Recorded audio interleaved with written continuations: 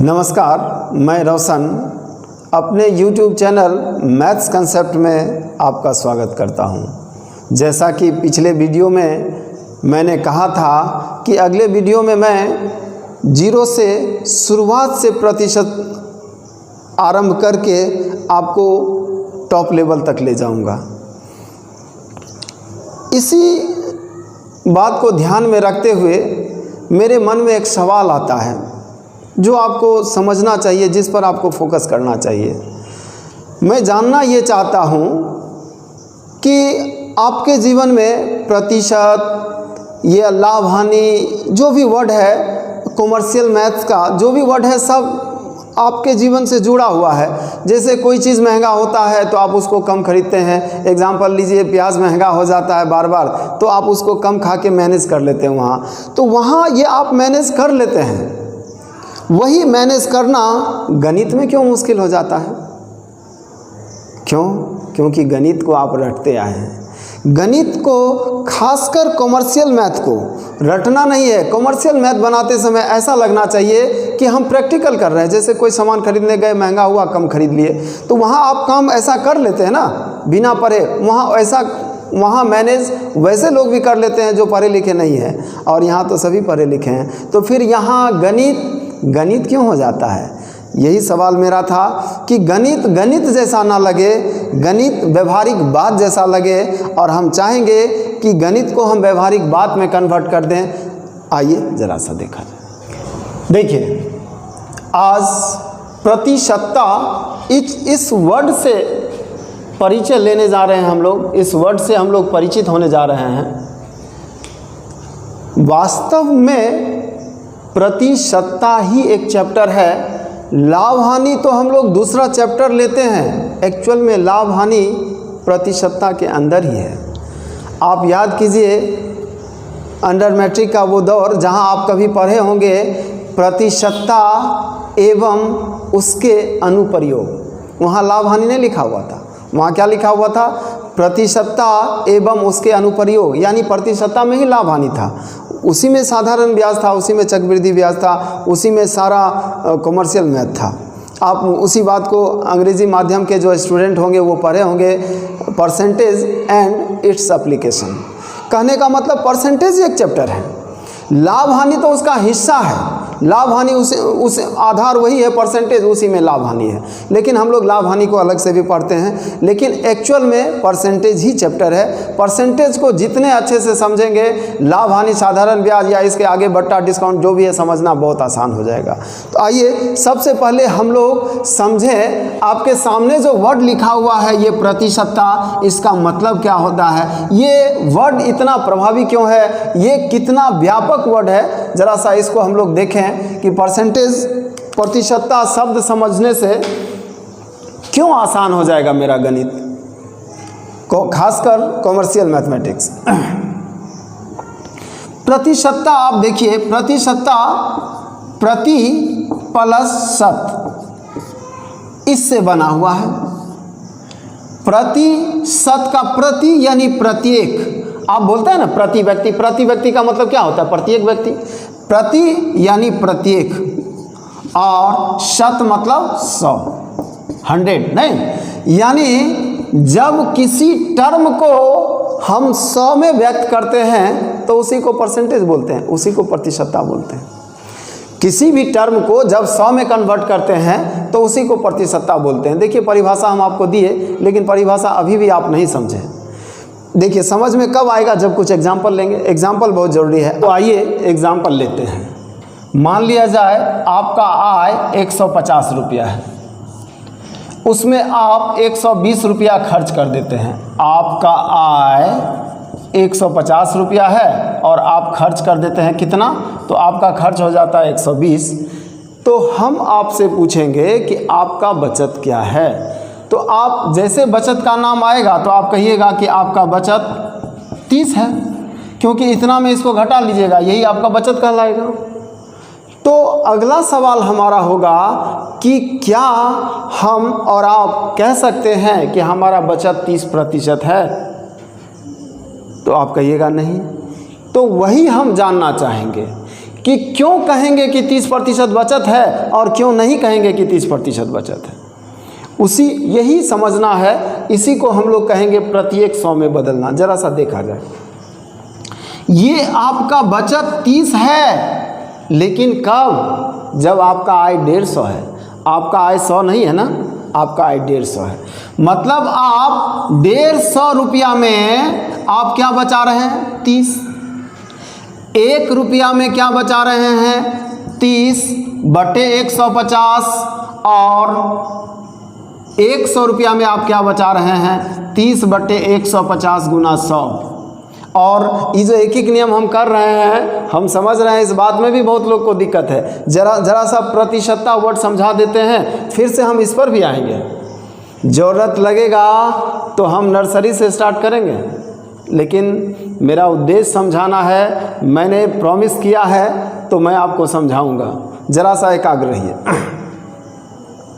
150 रुपया में कितना? 30। तो 1 रुपया में कितना? इतना। और 100 रुपया में कितना? तो 100 रुपया में इसको कैलकुलेट करके लाइएगा तो 20 आएगा। अब हम यहाँ 20% लिखेंगे।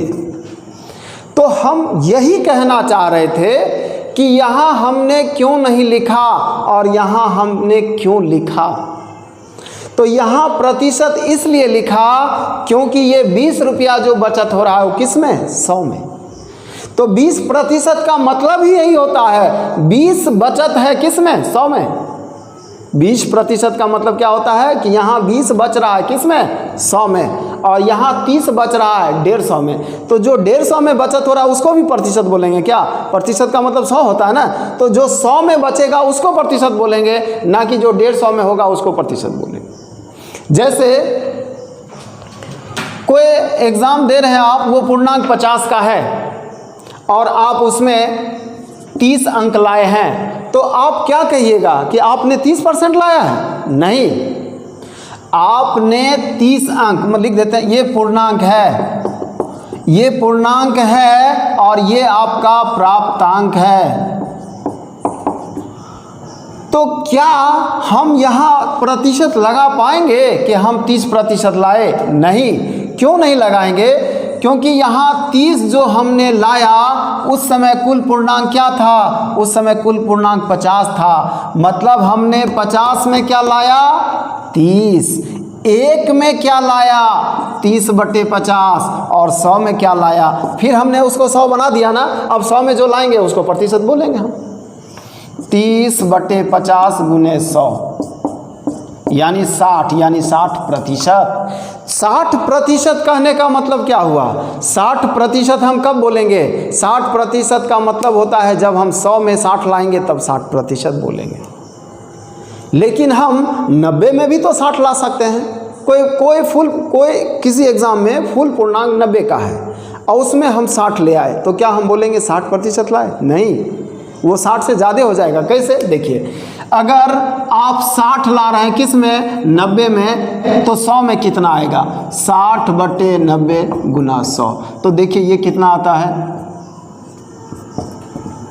200 बटे 3%, यानी 66, लगभग 66.66%। ये 60 नहीं है, ये 66 हो जाएगा।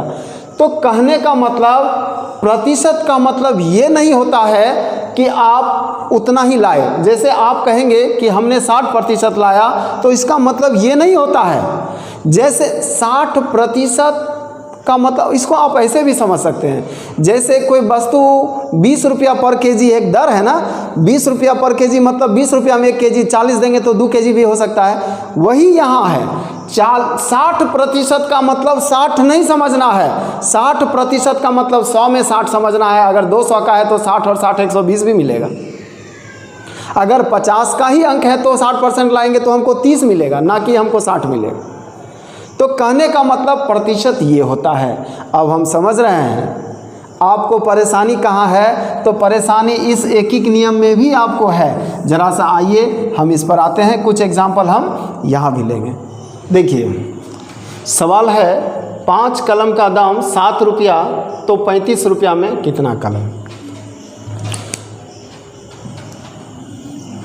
देखिए, हम लोग लिखते हैं चूँकि 5 कलम का दाम 7 रुपया और फिर हम लिखते हैं चूँकि 7 रुपया में 5 कलम। और आपसे पूछते हैं हम कि कौन सा सही है, तो आप कहिएगा दोनों तो एक ही चीज़ है, दोनों सही होना चाहिए।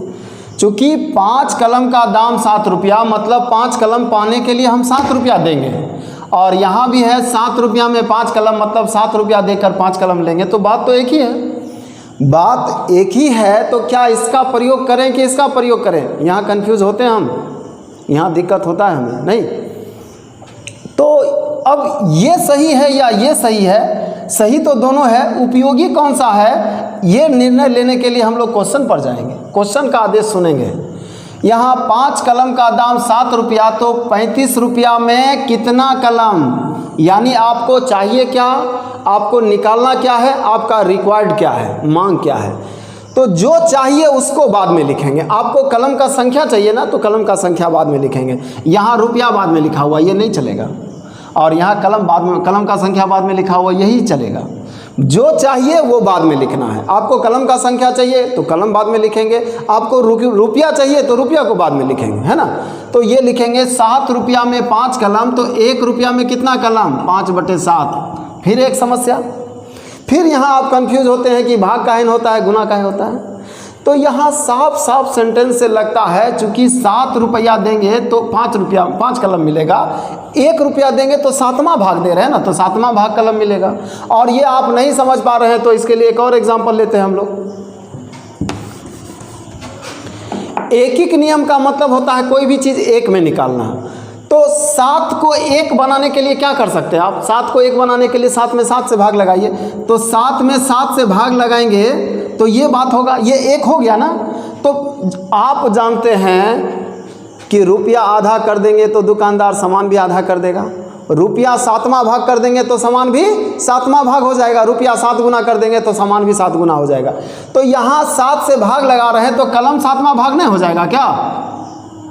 ये बात आप यहाँ श्योर हैं कि किसी भी दुकानदार को जो मूल्य देना था उसका 5वां भाग देंगे तो वस्तु भी 5वां भाग देगा। 20 रुपया प्रति केजी चावल है और हम उसको 2 रुपया देंगे, 10वां भाग देंगे तो चावल भी 10वां भाग, वस्तु भी 10वां भाग। तो यहाँ 7 को जब 7 से भाग देते हैं तो ये 1 हो जाता है ना, तो ये हुआ 1। इसको 7 से भाग देंगे तो ये भी 7 से भाग होगा। तो 1 में आपको कितना मिला, 5/7। 7 से भाग क्यों लगा पता चला क्या? स्वतः सामने आ गया, आपको कुछ नहीं करना है।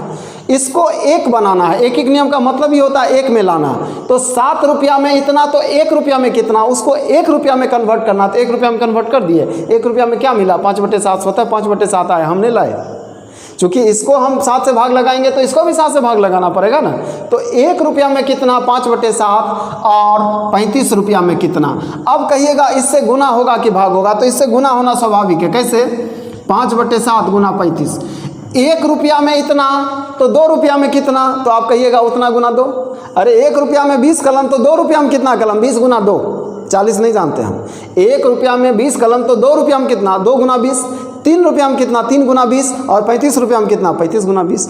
तो 1 रुपया में इतना कलम, तो 35 रुपया में कितना कलम, उसका 35 गुना। अब आपका आंसर होगा, ये आंसर होगा 25 कलम।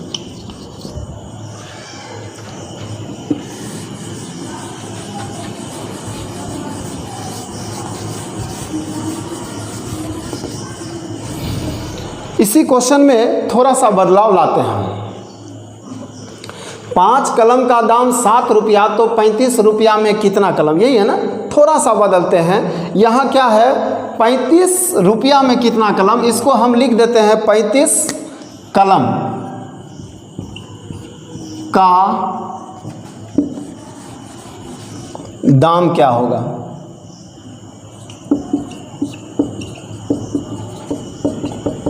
देखिए सब डिजिट जो भी था वही है, सिर्फ क्वेश्चन थोड़ा सा बदल गया है। और बदले हुए क्वेश्चन के लिए फिर हम सेंटेंस लिखेंगे। क्या लिखेंगे? फिर हम वही लिखेंगे, 5 कलम का दाम 7 रुपया। चूँकि फिर हम लिखते हैं, चूँकि 7 रुपया में 5 कलम।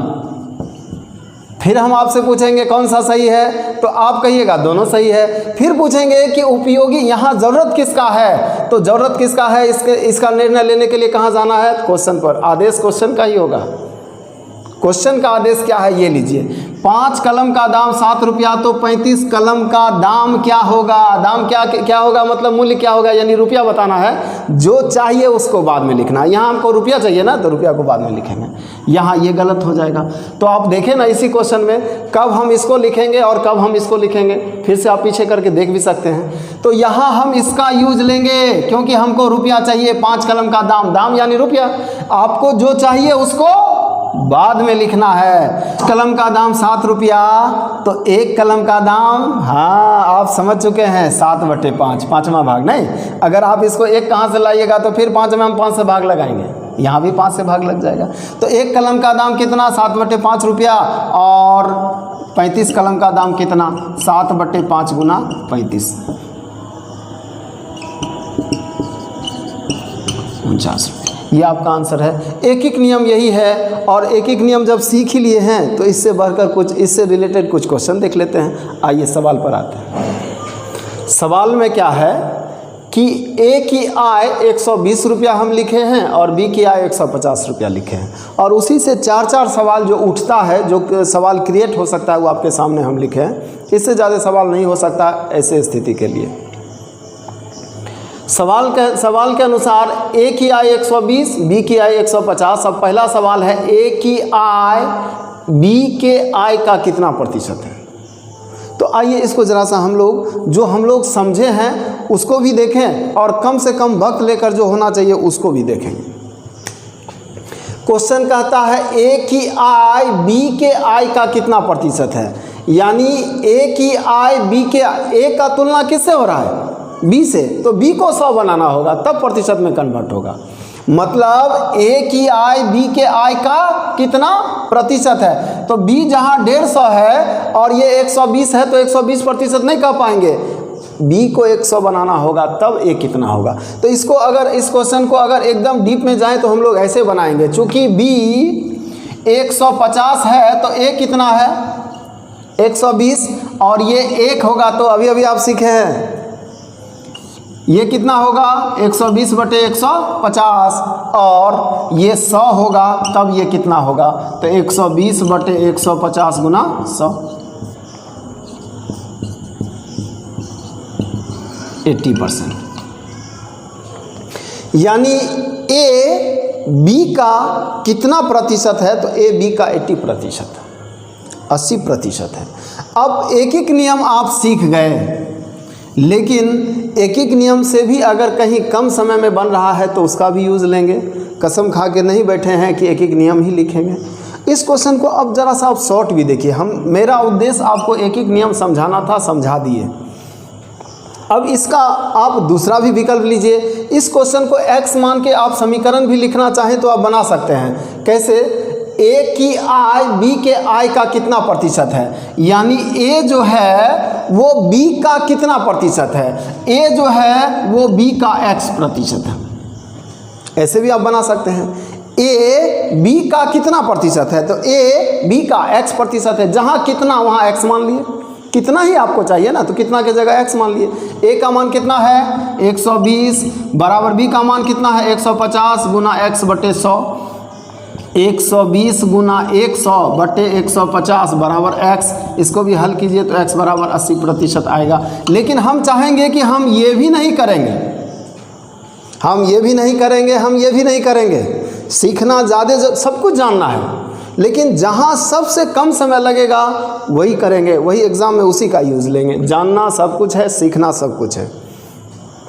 अब पहले क्वेश्चन के लिए हम लोग आंसर कैसे देंगे, ए की आय बी की आय का कितना प्रतिशत है। तो लग रहा है क्या ए का तुलना किससे हुआ है, तो ए का तुलना बी से हुआ है। आप सेंटेंस को फिर से पढ़िए तो कहीं से भी आपको लग रहा है बी का तुलना ए से हो रहा है। ए की आय बी के आय का कितना प्रतिशत है, तो तुलना बी से हो रहा है, और तुलना बी से हो रहा है कि ए से हो रहा है, ये समझना मुश्किल हो रहा है। तो जरा सा फिर से आइए, थोड़ा और आगे ले चलते हैं। हम कहेंगे राम श्याम का कितना प्रतिशत है? तो आप क्या कहिएगा, राम का तुलना श्याम से कि श्याम का तुलना राम से? राम का तुलना श्याम से। और फिर भी नहीं समझ में आया तो जहाँ का लगा हुआ होगा ना, आप समझ जाइए तुलना उसी से हो रहा है। राम श्याम का कितना प्रतिशत है, मैं आपका कितना प्रतिशत हूँ, तो मेरा तुलना आपसे हो रहा है। आप मेरा कितना प्रतिशत हैं तो आपका तुलना मुझसे हो रहा है। तो आप यहाँ देखिए, ए की आय बी के आय का कितना प्रतिशत है, तो ए का तुलना बी से हो रहा है ना। जिससे तुलना हो रहा है, तुलना का मतलब ही भाग होता है। इस बात का चर्चा अगले चैप्टर में करेंगे। तुलना यानी भाग। तुलना बी से हो रहा है ना, तो बी को भाग नीचे लिखेंगे 150। अब बचा कौन, ए ऊपर चला जाएगा और ज्यों ही 100 से गुना करेंगे प्रतिशत में कन्वर्ट हो जाएगा। ना ये करना है ना ये करना है, आंसर ऐसे देना है। लेकिन ये जानना ज़रूरी था, क्योंकि अगर ये नहीं जान रहे हैं आप तो आप गणित के गहराई में गए ही नहीं, और ऊपर ऊपर आप जाइएगा तो आगे कंफ्यूज होइएगा। सीखना सब कुछ है। तो आपका आंसर क्या होगा, 80%। बात समझ में आया क्या? ऐसे ही क्वेश्चन नंबर 2 ले लेते हैं। अगला सवाल वही है, वैसे ही इसका हल ले लेते हैं। अब क्वेश्चन कहता है ए की आय बी की आय से, तुलना बी से ही हो रहा है, कितना प्रतिशत कम है। पहले क्वेश्चन और इस क्वेश्चन में क्या फ़र्क है?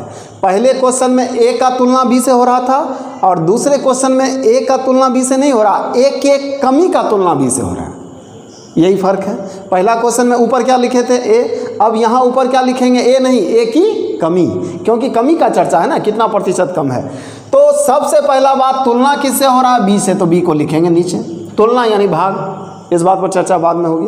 अब एक ऊपर में ए नहीं होगा, ए कब होगा, जब ए का तुलना होगा। यहाँ ए का तुलना नहीं हो रहा, ए के कमी का तुलना हो रहा, तो कम कितना है वो लिखेंगे गुना 100। ये क्वेश्चन नंबर 2 हो गया। आपका ये आंसर है 20%।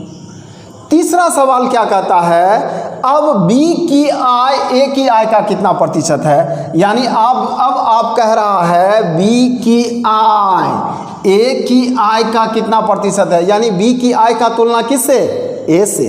अब ए से तुलना हो रहा है तो ए से भाग लगाएंगे, यानी ए कहाँ जाएगा। ये तीसरा सवाल हम लोग देख रहे हैं। ए लिखेंगे 120, किसका तुलना हो रहा है, तो बी का, तो बी कितना है, बी ऊपर लिख देंगे गुना 100। जैसे ही 100 से गुना करेंगे ये प्रतिशत में बदल जाएगा। आइए देख लेते हैं कितना, 3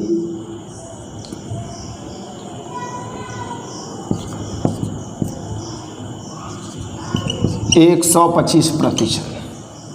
अगला सवाल भी वही है। अगला सवाल क्या है, बी की आय ए की आय से कितना प्रतिशत अधिक है। तुलना तो ए से ही हो रहा है, तो ए को नीचे लिखेंगे 120।